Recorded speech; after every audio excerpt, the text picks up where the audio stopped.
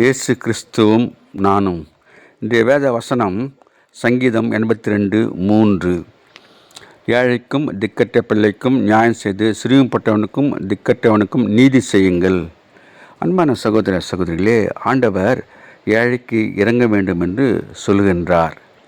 பலவீனனையும் எளியவனையும் விடுவித்து துன்மார்க்கரின் கைக்கு அவர்களை தப்புவீங்கள் என்று சொல்கின்றார். அதனாலே நாம் ஏழைக்கு இறங்குகிறவர்களாக இருக்க வேண்டும். ஏழைகளை பாதுகாக்கிறவர்களாக இருக்க வேண்டும். அவர்களுக்கு அநியாயம் செய்யக்கூடாது என்று விரும்புகின்றார்.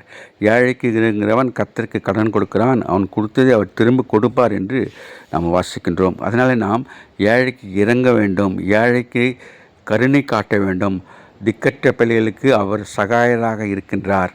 அதனாலே நாம் ஆண்டவருக்கு விரோதமாக எழும்பக்கூடாது. நீர் ஏழைக்கு பலனும் நொடுக்கப்படுகிற எளியவனுக்கு திடனும் பெருவெள்ளத்துக்கு தப்பும் அடைக்கலமும் வெயிலுக்கு ஒதுங்கும் நீளமானவர் என்று எசையா சொல்கின்றார். அதனால் ஏழைக்கு நாம் இறங்க வேண்டும், அவர்களை பாதுகாக்க வேண்டும். Have a blessed day. God bless you. Give heart to God, your hand to man. Live in God's word, live on your knees.